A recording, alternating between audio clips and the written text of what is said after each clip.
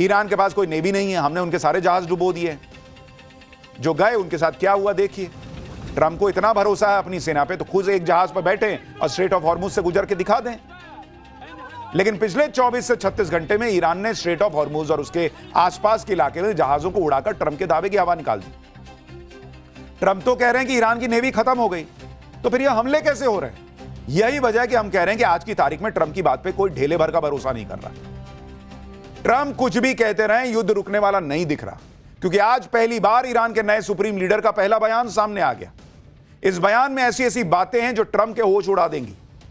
Iran के supreme leader बनने के बाद कई दिनों बाद मोज्तबा खामनेई ने जो पहला बयान दिया है, उसमें मोज्तबा खामनेई ने कहा है कि हम शहीदों के खून का बदला लेने से पीछे नहीं हटेंगे। वो कह रहे हैं कि हॉर्मुज स्ट्रेट अभी बंद रहना चाहिए, शहीदों के खून का बदला लेने से पीछे नहीं हटेंगे, हॉर्मुज को रोकने या नियंत्रित करने की रणनीति पर भी काम जारी रहना चाहिए। अब से हमें इस इलाके में अमेरिकी बेस पर अपने हमलों पर फोकस करना जारी रखना होगा। यह आंदोलन इस्लामी क्रांति के मूल्यों का एक महत्वपूर्ण हिस्सा है। मोज्तबा खामनेई कह रहे हैं कि मैं सभी को भरोसा दिलाता हूं कि हम अपने शहीदों के खून का हिसाब लेना नहीं छोड़ेंगे। यह केवल क्रांति के महान नेता की शहादत का मामला नहीं है, बल्कि देश के हर व्यक्ति जो दुश्मन के हाथों शहीद होता है, उसकी जिम्मेदारी भी इसी हिसाब में शामिल है। मोज्तबा खामनेई ने क्लियर कर दिया कि ईरान नहीं झुकेगा, ना पीछे हटेगा।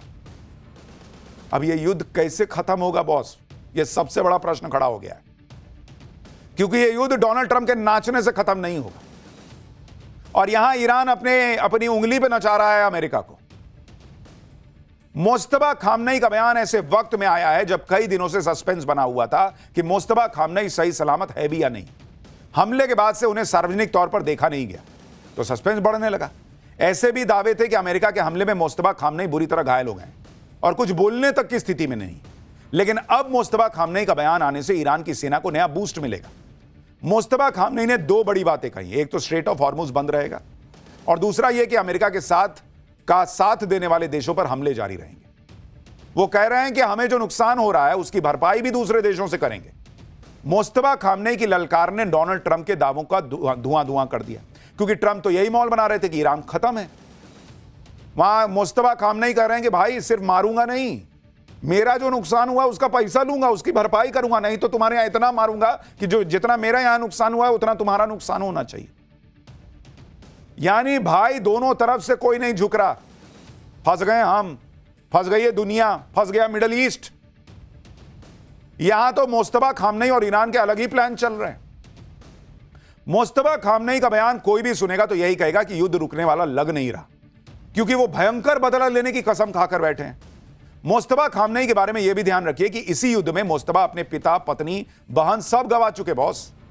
यानी मोज्तबा के पास खोने को कुछ नहीं है और अब मोज्तबा खामनेई बदले की आग में धधक रहे हैं।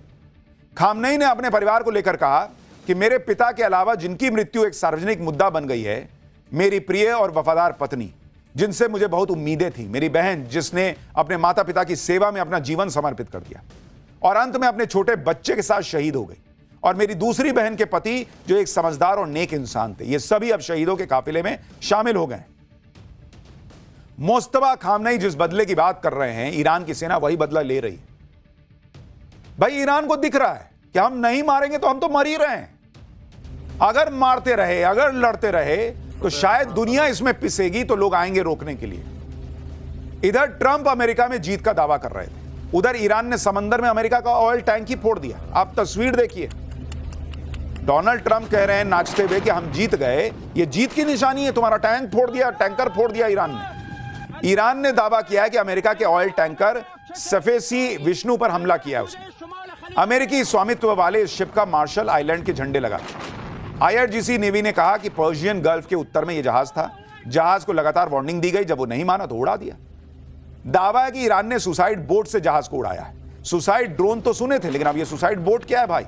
ईरान ने ये कौन सा नया हथियार निकाल लिया, उसकी डिटेल भी आपको बताऊंगा। ईरान ने समंदर में कैसे अमेरिका के कमर्शियल जहाज को उड़ाया वो आपको बताता हूं। ईरान ने कामिकाज़े बोट से हमला किया, इसे सुसाइड बोट कहा जाता है।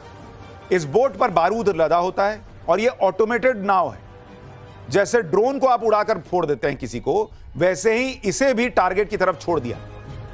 नाव चला जा रहा, जाके टकराया, फट गया। ईरान अपने नए हथियारों से चौंका रहा है। कभी सुसाइड ड्रोन, कभी सुसाइड बोट, कभी बारूदी सुरंगें। ईरान लगातार अपनी ताकत दिखा रहा है।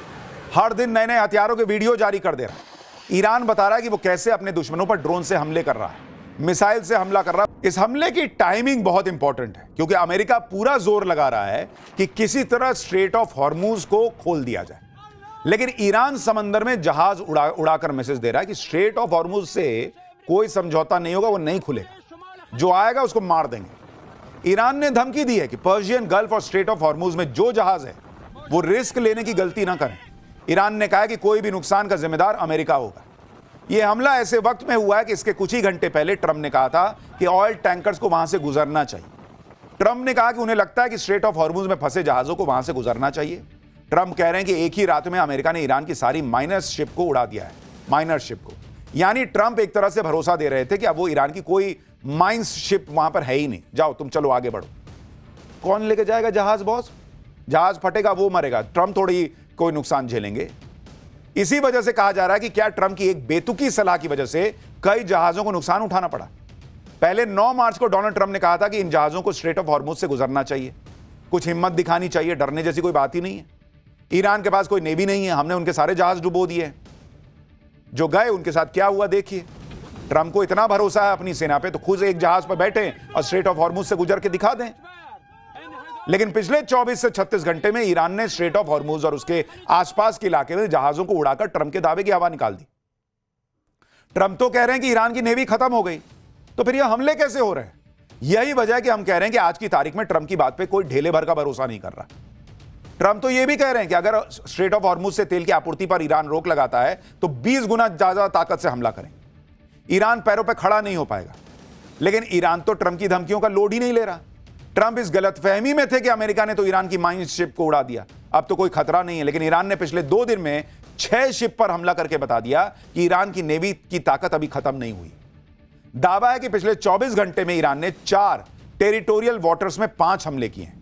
दावा है कि युद्ध शुरू होने से लेकर अब तक 19 कमर्शियल जहाजों को निशाना बनाया जा चुका है। और ईरान यह जानबूझ के कर रहा है, वो जानबूझ के तेल को निशाना बना रहा है ताकि दुनिया को इसकी आग जो है महसूस हो।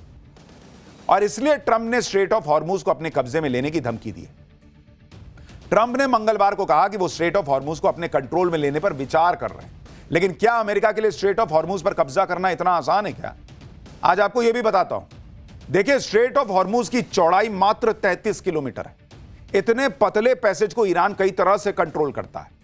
हॉर्मूज रूट पर माइंस बिछाकर, फास्ट अटैकिंग बोट्स के जरिए, एंटी शिप मिसाइल से, सबमरीन और ड्रोन के जरिए। यानी इस पूरे इलाके में अमेरिका अपनी तगड़ी नेवी भी लेकर घुस सकता है, लेकिन उसे जंगी बेड़ों को नुकसान होने का बड़ा रिस्क होगा। इसलिए अमेरिका स्ट्रेट ऑफ हॉर्मूज के चक्रव्यूह में फंसना नहीं चाहता, क्योंकि इतना संकरा रास्ता है, माइंस बिछी है, 10 तरह का उसने तैयारी कर रखी है। वो जाओगे तो चक्रव्यूह में फंस जाओगे। आप यह भी देखिए कि समंदर में ईरान और अमेरिका की इस लड़ाई में कैसे भारतीयों की जान मुश्किल में फंस गई। अमेरिका के जिस शिप को ईरान ने उड़ाया उसमें एक भारतीय क्रू मेंबर की मौत हो गई है। दावा है कि इन जहाजों पर जो क्रू होता है उसमें 15% भारतीय होते हैं। यानी ईरान किसी भी जहाज को टारगेट करेगा तो भारतीयों को भी खतरा है। भारतीय की मौत पर विदेश मंत्रालय ने दुख जताया है। भारत ने अपील की है कि कमर्शियल शिप को टारगेट मत करो बॉस। स्ट्रेट ऑफ हॉर्मूज में करीब 150 जहाज फंसे हुए, जिस वजह से गैस और कच्चे तेल की कमी हो गई। और इस कमी को पूरा करने के लिए अब ऑयल रिजर्व का इस्तेमाल किया जा रहा है ताकि तेल के दाम कम हो जाए। इंटरनेशनल एनर्जी एजेंसी यानी IEA का 400 मिलियन बैरल रिजर्व के इस्तेमाल को मंजूरी देना एक बड़ी घटना है। IEA यानी इंटरनेशनल एनर्जी एजेंसी कह रही है कि इस युद्ध की वजह से ग्लोबल ऑयल मार्केट की सप्लाई में इतिहास में सबसे बड़ी रुकावट आ रही है। इससे पहले साल 2022 में जब रूस ने यूक्रेन पर हमला किया था तो 182 मिलियन बैरल ऑयल रिजर्व जारी किया गया था। दूसरी तरफ अमेरिका भी 172 मिलियन बैरल ऑयल रिजर्व का इस्तेमाल करेगा। जब मार्केट में यह खबर आई कि तब ब्रेंट क्रूड ऑयल $90 प्रति बैरल पर था। एक्सपर्ट्स ने कहा कि इस रिकॉर्ड रिजर्व से मार्केट में पैनिक कम होगा। जो रिजर्व इस्तेमाल किया जाएगा वो कच्चे तेल के 4 दिन के कुल ग्लोबल प्रोडक्शन के बराबर है। यह रिजर्व गल्फ से गुजरने वाले क्रूड के 16 दिन को कवर कर सकता है, यानी अगले 2 हफ्ते के लिए कुछ राहत मिल सकती है। ट्रंप भी दावा कर रहे हैं कि अब तो तेल के दाम कम हो जाएंगे, लेकिन हो क्या रहा है वो आपको आगे बताऊंगा, पहले सुनिए उनको। Which will substantially reduce the oil prices as we end this threat to America and this threat to the world. We don't want to leave early, do we? Huh? We got to finish the job, right? Over the past 11 days, our military has virtually destroyed Iran. It's a tough country. Oil reserve जारी होने का फैसला हो गया, Trump ने भी ऐलान कर दिया। लेकिन ऐसा लग रहा है कि अब ट्रंप के शब्दों की कोई कीमत ही नहीं रह गई, क्योंकि तेल के दाम कम नहीं हुए। आज कच्चे तेल के दाम $100 के पार चले गए बॉस। यानी डोनाल्ड ट्रंप पे मार्केट को भी भरोसा नहीं रह गया है, और मार्केट को भी लग रहा है कि युद्ध जल्दी खत्म नहीं होगा। इसलिए कच्चे तेल की कीमत जो घट के 90 पर आई थी, वो फिर 100 के पार चली गई है। स्ट्रेट ऑफ हॉर्मुज में सिर्फ 12 दिनों की बंदी से पूरी दुनिया तेल के लिए बाप बाप कर रही है, और इसका असर अमेरिका पर भी पड़ रहा है। ज्यादातर पोल्स में अमेरिकी जनता युद्ध को नकार रही है। युद्ध के बीच ट्रंप की रेटिंग लगातार गिर रही है।